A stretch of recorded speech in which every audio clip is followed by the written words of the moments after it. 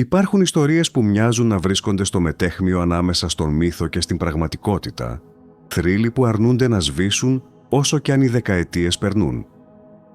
Μία από αυτές τις ιστορίες είναι το πείραμα της Φιλαδέλφειας. Ένα πλοίο που λένε πως εξαφανίστηκε μπροστά στα μάτια εκατοντάδων ανθρώπων και εμφανίστηκε εκατοντάδες χιλιόμετρα μακριά. Κι όμως, οι μαρτυρίες μιλούν για κάτι αδιανόητο, ναύτες που χάθηκαν, σώματα ενσωματωμένα στο μέταλλο και έναν φάκελο που η κυβέρνηση χαρακτήρισε απόρριτο. Ένα πείραμα που δεν θα έπρεπε ποτέ να είχε συμβεί ή που ίσως δεν τελείωσε ποτέ. Η αφήγηση ξεκινά το 1943, σε μια περίοδο όπου η τεχνολογία είχε μετατραπεί σε όπλο επιβίωσης. Οι Ηνωμένες Πολιτείες, ανήσυχες για τις θαλάσσιες επιθέσεις των γερμανικών υποβρυχίων, πειραματίζονταν με νέες μεθόδους απόκρυψης πολεμικών πλοίων. Η ιδέα ήταν φαινομενικά πρακτική, να χρησιμοποιηθούν ηλεκτρομαγνητικά πεδία για να γίνει ένα πλοίο αόρατο στα ραντάρ. Ωστόσο, η φήμη που γρήγορα εξαπλώθηκε ήταν πολύ πιο ακραία. Έλεγε πως το αντιτορπιλικό USS Eldridge όχι μόνο εξαφανίστηκε από τα εχθρικά μάτια, αλλά εξαηλώθηκε από το ίδιο το λιμάνι της Φιλαδέλφειας και επανεμφανίστηκε εκατοντάδες χιλιόμετρα μακριά. Αλλά αν αυτό συνέβη στα αλήθεια, τι απέκρυψε το ναυτικό από τα αρχεία του? Η εικόνα ενός τεράστιου πλοίου που βυθίζεται στη σιωπή και ξαναπροβάλλει αλλού μοιάζει σχεδόν ποιητική. Είναι σαν να άνοιξε μια ρογμή στο ύφασμα της πραγματικότητας και το πλοίο να πέρασε μέσα από αυτήν, αψηφώντας τους φυσικούς νόμους. Εκεί όμως που το αφήγημα σκοτεινιάζει, είναι στις περιγραφές των μαρτύρων για το πλήρωμα. Λέγεται ότι κάποιοι ναύτες βρέθηκαν ενσωματωμένοι στο μέταλλο του πλοίου, άλλοι εμφάνισαν σοβαρές ψυχικές διαταραχές, ενώ υπήρχαν και αναφορές για σωματική αποσύνθεση. Η αφήγηση αγγίζει τα όρια του φρικιαστικού, σαν να τιμωρήθηκε το ανθρώπινο σώμα επειδή διέσχισε περιοχές που δεν του ανήκαν. Μήπως το πείραμα δεν απέτυχε, αλλά πέτυχε τόσο πολύ που η αλήθεια θα κατέρεε. Είναι δύσκολο να αποδειχθεί η ιστορική ακρίβεια αυτών των γεγονότων. Τα αρχεία του ναυτικού δεν επιβεβαιώνουν τίποτα. Κι όμως, το πείραμα της Φιλαδέλφειας παραμένει ζωντανό, όχι επειδή βρέθηκαν έγγραφα, αλλά επειδή έθιξε ένα ερώτημα που κανένας δεν μπορεί να απαντήσει οριστικά. Πόσο ευάλωτη είναι η ίδια μας η αντίληψη για τον χώρο και τον χρόνο?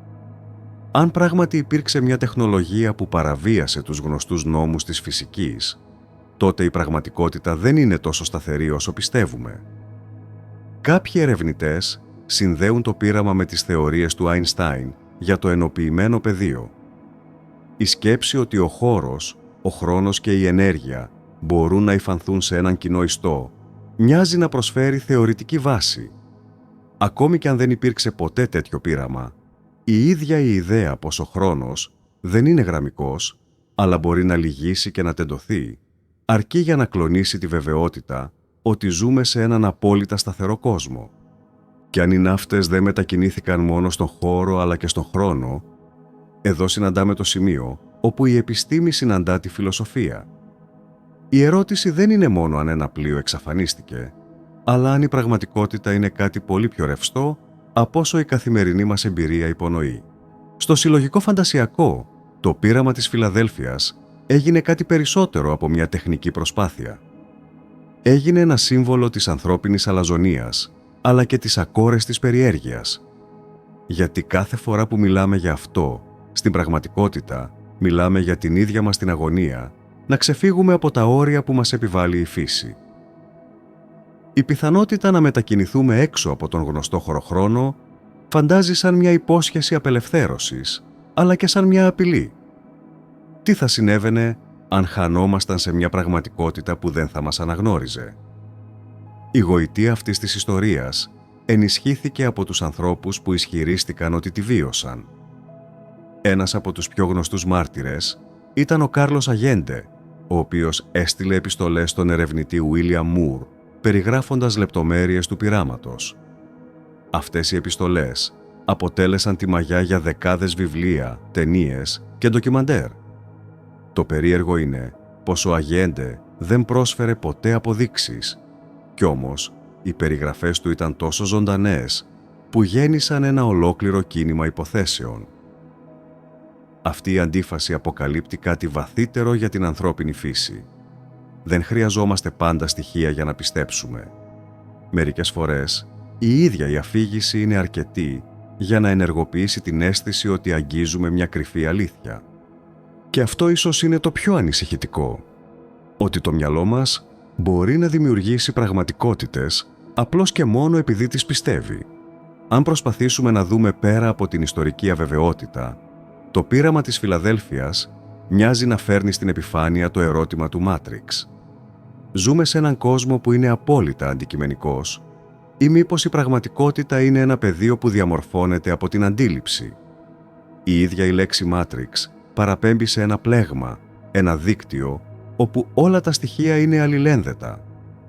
Αν το πείραμα άγγιξε έστω και θεωρητικά την πιθανότητα μετακίνησης μέσα σε αυτό το πλέγμα, τότε η ιστορία του ξεφεύγει από την επιστημονική περιέργεια και ακουμπά τα θεμέλια της ανθρώπινης ύπαρξης.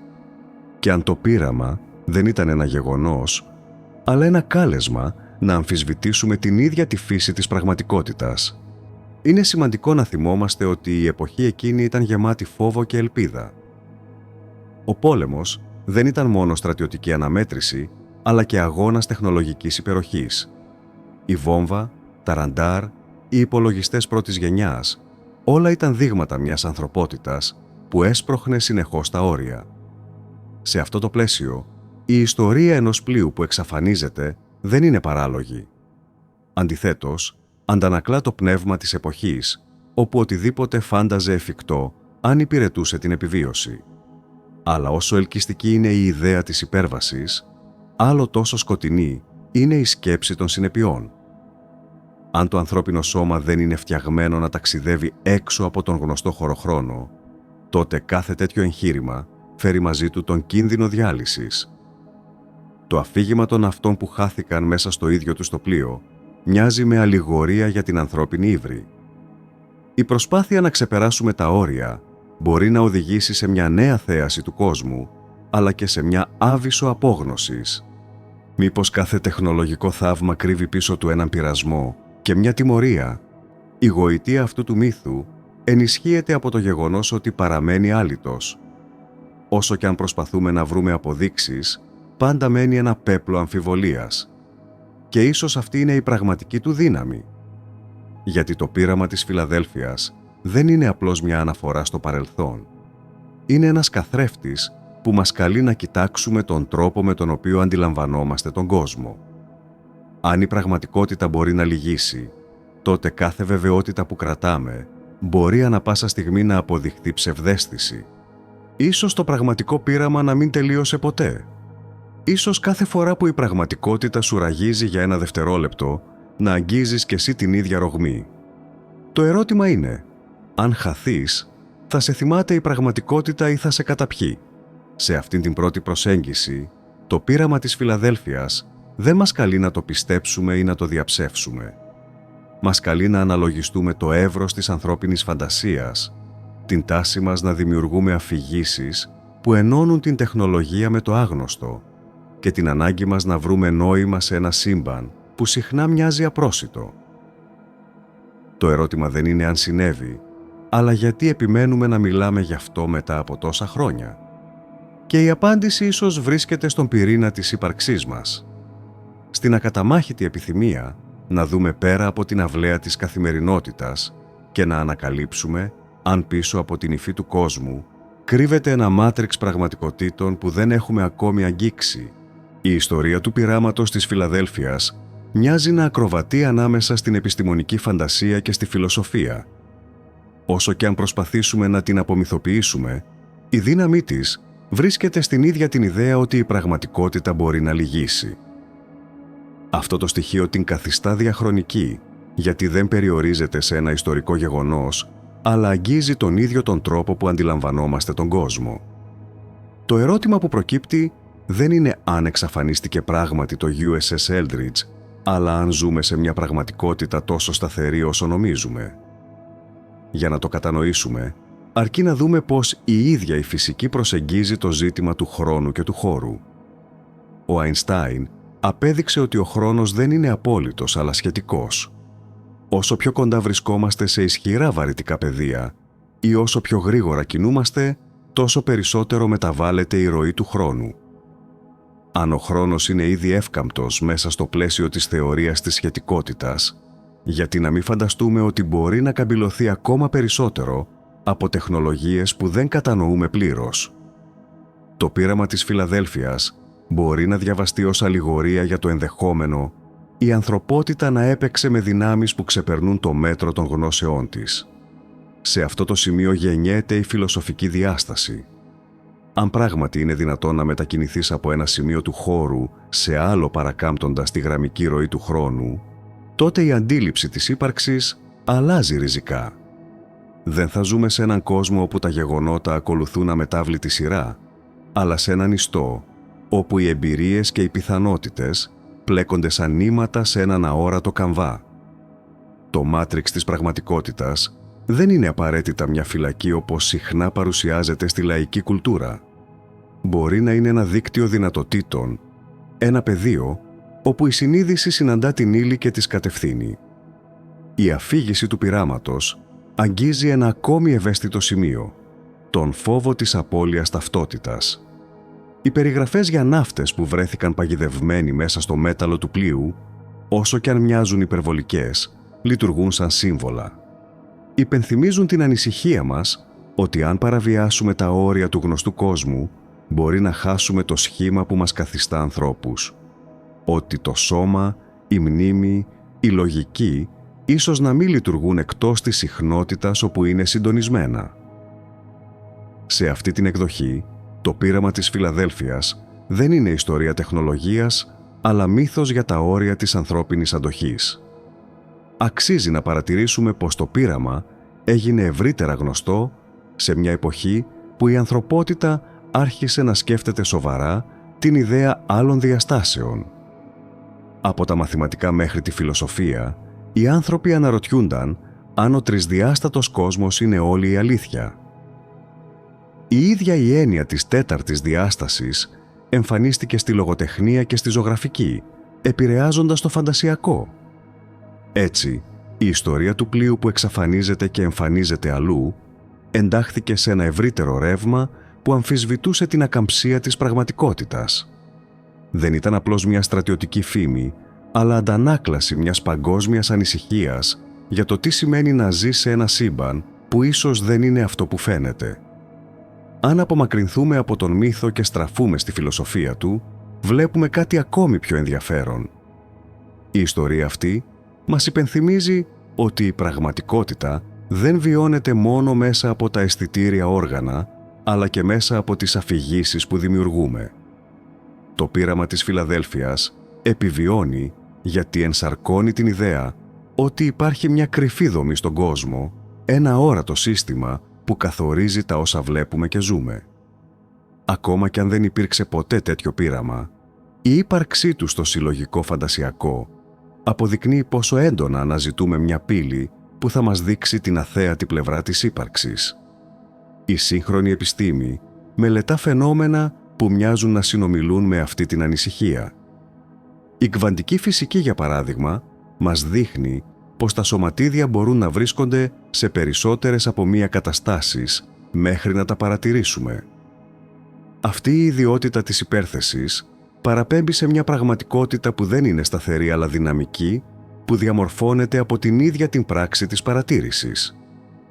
Σε αυτό το πλαίσιο, το Matrix δεν είναι μια φανταστική κατασκευή, αλλά ένας τρόπος να ονομάσουμε το εύθραυστο όριο ανάμεσα στο πιθανό και στο πραγματικό. Εκεί ακριβώς έρχεται η φιλοσοφική ανησυχία. Αν η πραγματικότητα εξαρτάται από την παρατήρηση, τότε ο κόσμος που ζούμε δεν είναι απόλυτα αντικειμενικός. Είναι μια συνάντηση ανάμεσα σε αυτό που υπάρχει και σε αυτό που αντιλαμβανόμαστε. Το πείραμα της Φιλαδέλφειας, με τη δραματική του αφήγηση, ενσαρκώνει αυτή τη σκέψη με τρόπο χειροπιαστό. Η εξαφάνιση ενός πλοίου γίνεται το παράδειγμα για να αναρωτηθούμε πόσα άλλα πράγματα ίσως να κρύβονται έξω από το πεδίο της αντίληψής μας. Και εδώ αναδύεται η σύνδεση με τον ίδιο τον άνθρωπο. Αν η πραγματικότητα είναι Matrix, τότε εμείς δεν είμαστε απλώς παρατηρητές. Είμαστε συμμέτοχοι. Η συνείδηση παίζει ρόλο στην ίδια τη διαμόρφωση του κόσμου. Αυτό που φοβίζει και ταυτόχρονα συναρπάζει είναι η σκέψη ότι ίσως να έχουμε μεγαλύτερη δύναμη από όσοι νομίζουμε. Όμως, η δύναμη αυτή δεν έρχεται χωρίς ευθύνη. Γιατί αν οι σκέψεις, οι προσδοκίες και οι πεποιθήσεις μας μπορούν να διαμορφώσουν το πλέγμα της πραγματικότητας, τότε η ποιότητα της εσωτερικής μας ζωής γίνεται καθοριστική. Ας σκεφτούμε τον φόβο.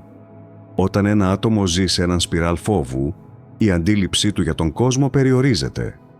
Βλέπει παντού απειλές, ακούει παντού απειλητικούς ήχους, ερμηνεύει κάθε τυχαίο γεγονός σαν επιβεβαίωση του άγχους του. Αντίθετα, η θετική πίστη, δηλαδή η προσδοκία ότι κάτι καλό μπορεί να συμβεί, δημιουργεί χώρο για πιο ανοιχτές εμπειρίες. Αυτή η εναλλαγή μας δείχνει πως η πραγματικότητα, πέρα από αντικειμενική, είναι και βιωματική. Ο τρόπος που την προσεγγίζουμε αλλάζει το πώς θα τη ζήσουμε. Το πείραμα της Φιλαδέλφειας, σε αυτό το πλαίσιο, λειτουργεί σαν μύθος που μας θυμίζει πως δεν είμαστε απλώς θεατές, αλλά και συνδημιουργοί της πραγματικότητας. Αξίζει να σταθούμε και στο πολιτισμικό αποτύπωμα που άφησε αυτή η ιστορία.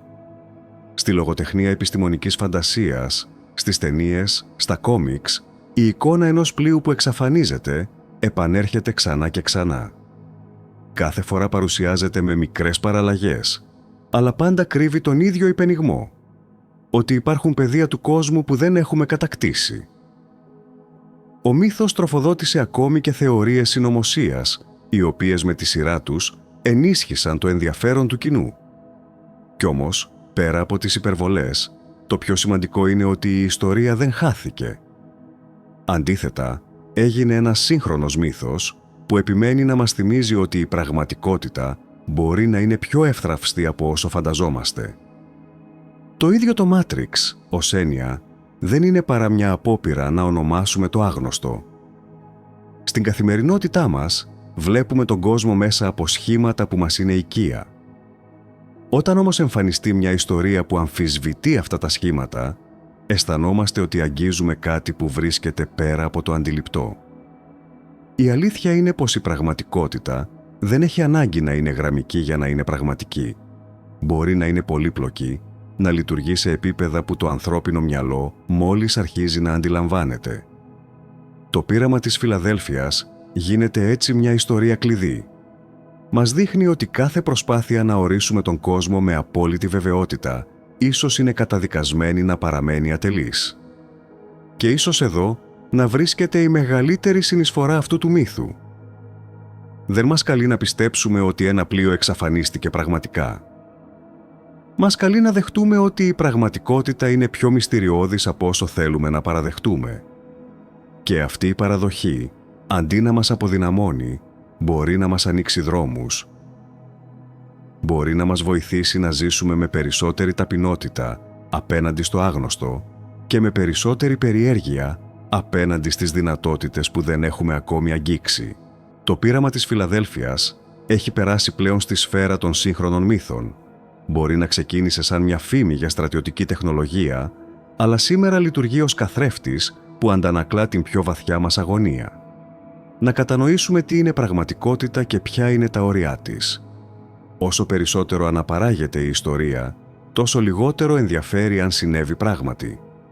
Αυτό που έχει σημασία είναι η ιδέα ότι η καθημερινότητα που θεωρούμε δεδομένη μπορεί να κρύβει πίσω της στρώματα αθέατης πολυπλοκότητας.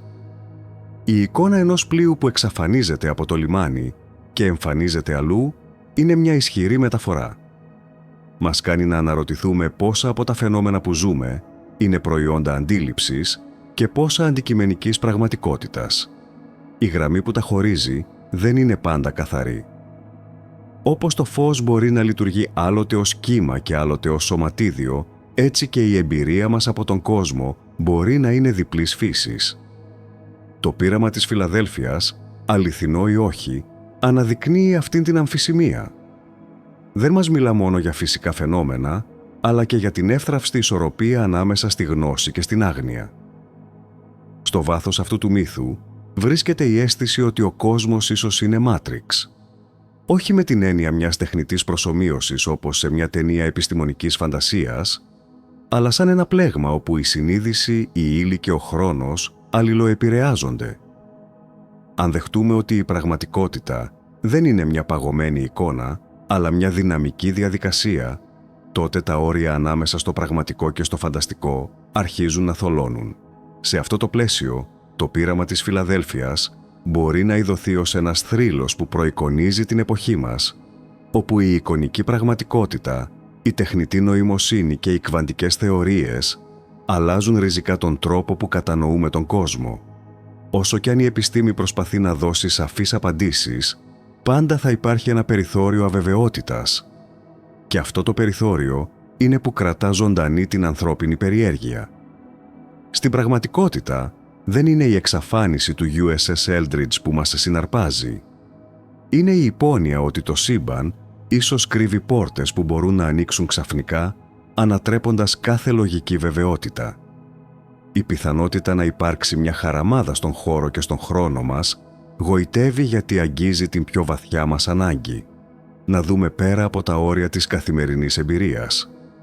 Η ιστορία αυτή μας φέρνει και αντιμέτωπους με την έννοια της ευθύνης. Αν μπορούσαμε πράγματι να χειριστούμε τον χωροχρόνο, αν μπορούσαμε να παρακάμψουμε τους φυσικούς νόμους, πώς θα χρησιμοποιούσαμε αυτήν τη δύναμη? Η πιθανότητα δημιουργεί δέος, αλλά και φόβο. Γιατί η ίδια τεχνολογία που θα μπορούσε να μας ελευθερώσει, μπορεί και να μας διαλύσει. Αυτός είναι ίσως και ο βαθύτερος συμβολισμός των αφηγήσεων για τους ναύτες που υπέφεραν φρικτές συνέπειες.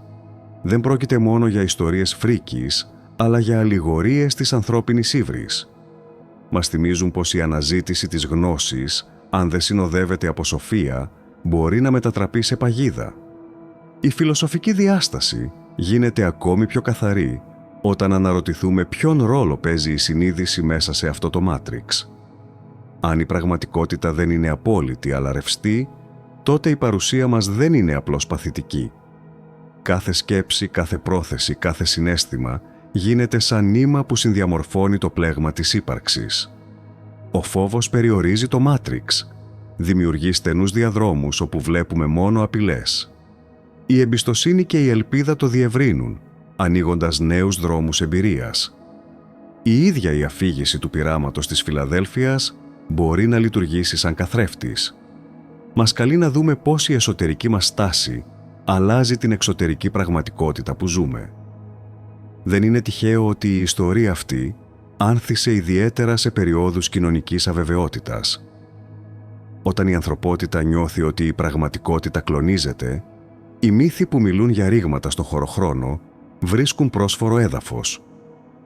Σήμερα, σε έναν κόσμο όπου η τεχνολογία εξελίσσεται με ηλικιώδη ταχύτητα και οι παλιές βεβαιότητες καταραίουν, η ιδέα ότι η πραγματικότητα μπορεί να μην είναι απόλυτη επιστρέφει με νέα ένταση. Το Matrix γίνεται έτσι μια σύγχρονη γλώσσα για να περιγράψουμε αυτό που πάντα φοβόμασταν και πάντα ελπίζαμε, ότι υπάρχει κάτι πέρα από το ορατό, κάτι που μπορεί να μας απελευθερώσει ή να μας παγιδεύσει. Η γοητεία αυτής της σκέψης δεν βρίσκεται στην υπόσχεση μιας απάντησης, αλλά στην αποδοχή του μυστηρίου. Το πείραμα της Φιλαδέλφειας δεν θα αποδειχθεί ποτέ με τρόπο που να κλείσει οριστικά το ζήτημα. Αλλά ίσως δεν χρειάζεται. Η αλήθεια του βρίσκεται στην ίδια την επιμονή μας να το αφηγούμαστε. Στην ανάγκη μας να κρατήσουμε ζωντανό το ενδεχόμενο ότι η ζωή δεν περιορίζεται σε αυτό που βλέπουμε. Όσο ο μύθος παραμένει ζωντανός, μας θυμίζει ότι η πραγματικότητα είναι πιο εύπλαστη και πιο μυστηριώδης από όσο πιστεύουμε. Αν σταθούμε για λίγο στη δύναμη αυτού του μύθου, θα δούμε ότι μας προσφέρει κάτι σπάνιο. Μας υπενθυμίζει ότι η ανθρώπινη περιέργεια είναι αστήρευτη, ότι ακόμη και όταν οι αποδείξεις λείπουν, η αναζήτηση δεν σταματά.